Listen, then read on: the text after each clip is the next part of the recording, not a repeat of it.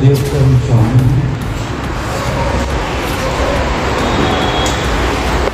मंच का संचालन कर रहे श्रमिक नेता भाई अनिल मिश्र जी, जगन्नाथ प्रसाद जी, सम्राट सिंह जी, भाई राम प्यारे यादव जी, लज्जा यादव जी और मौर्या जी वो आपके सामने वक्तव्य दिए। हुकुम सिंह जी और राजेंद्र जी ने अपने गीत के माध्यम से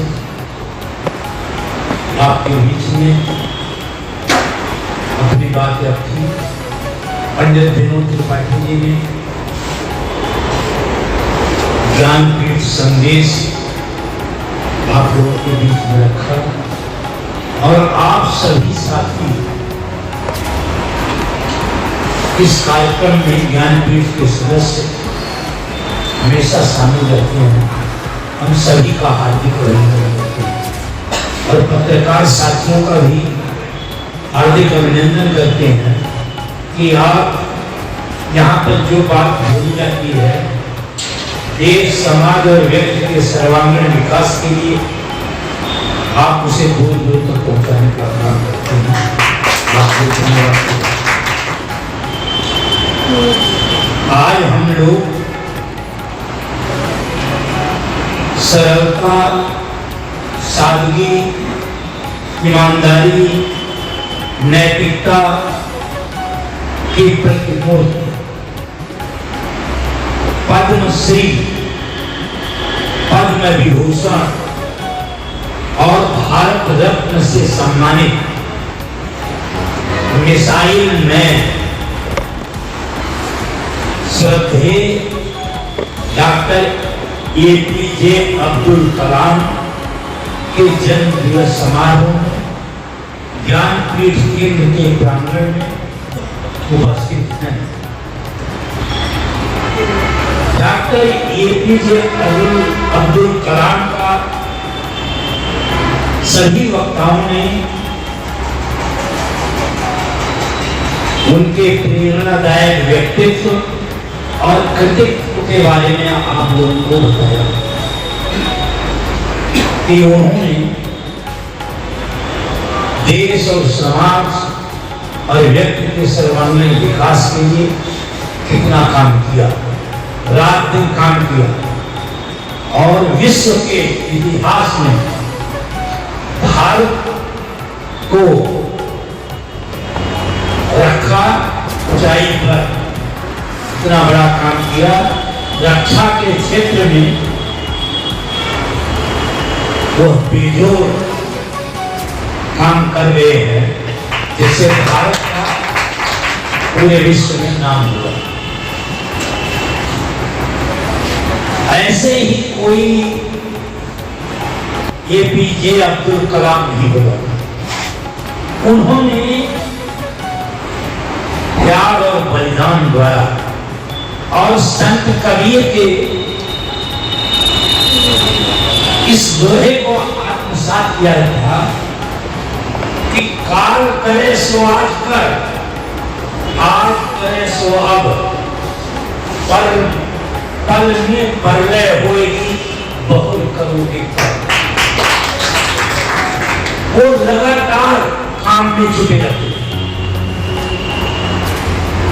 और अखबार बेचते हुए अखबार की सुर्खियों में अपना नाम पहुंचा।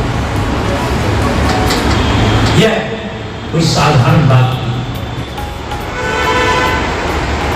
उनकी ईमानदारी की मिसाल जब वो 2002 में राष्ट्रपति बने और उनके रिश्तेदार राष्ट्रपति भवन में खड़े और लोग काफी दिनों तक राष्ट्रपति भवन में रुके। सारा कुछ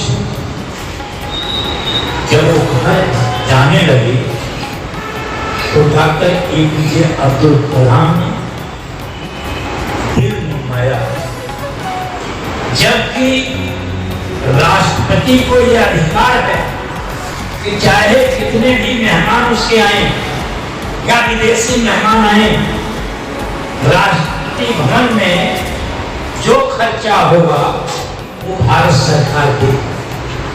लेकिन उन्होंने अपने रिश्तेदारों का बिल मंगवाया और 3.5 लाख रुपए का वो बिल था। उन्होंने अपनी पर्सनल चेक बुक मंगवाई और वह चेक काट कर भारत सरकार में जमा कर दिया। इससे बड़ी मिसाल कोई नहीं हो सकती ईमानदारी की ओर। वह भारत को, उनका विजन था कि भारत को वह 20 वर्ष में विकसित देश बनाना चाहते। रक्षा के ही क्षेत्र में उन्होंने बड़ा काम नहीं किया और भी क्षेत्रों में लगातार नौजवान प्रेरणा देते। उनका जन्मदिन युवा दिवस के रूप में भी मनाया जाता है इस देश में। नौजवानों के अंदर बड़ा काम किया। और अभी बताया ही था मौर्य जी ने कि अगर आप सूरज की तरह चमकना चाहते हो तो सूरज की तरह चलना सीखो। इसका मतलब आपको श्रम करना पड़ेगा। और सपने वो नहीं है जो रात में देखते हो, सपने वो हैं जो तुम्हें सोने हैं। आपको इतनी मेहनत करनी पड़ेगी। तो इन्होंने एक मिसाल कायम की। और सबसे बड़ी बात, जब इनका शिलांग में व्याख्यान देते हुए देहावसान हुआ, उसके बाद इनके पास हिंदी के रूप में 2500 पुस्तक,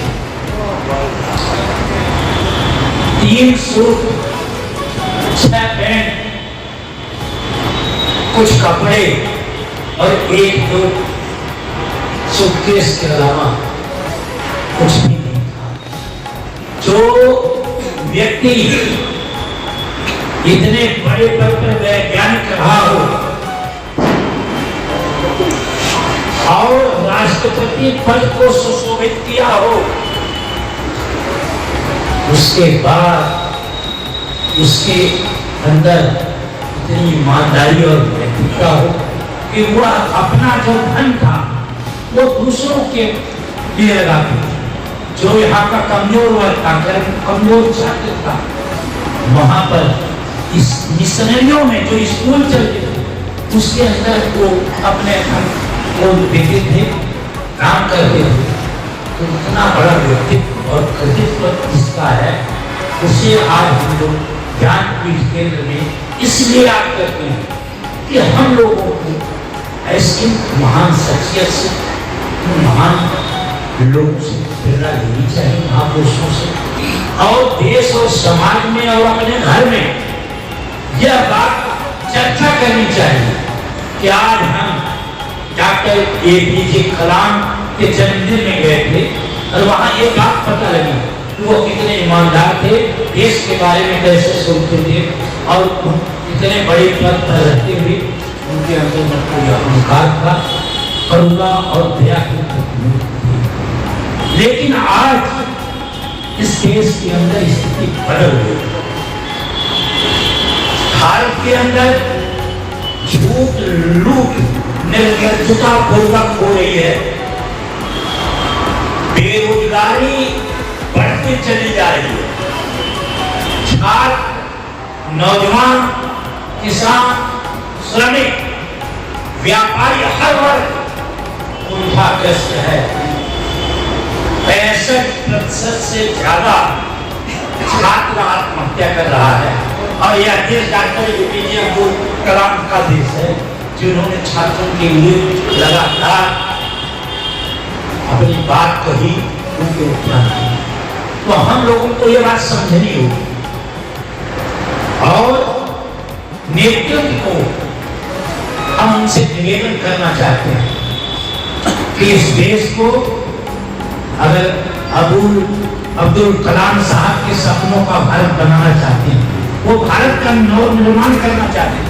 और आज का विषय भी है राष्ट्र का नवनिर्माण दिवस के रूप में राष्ट्र नवनिर्माण दिवस के रूप में अब्दुल कलाम साहब का जन्मदिन मनाया जा रहा है।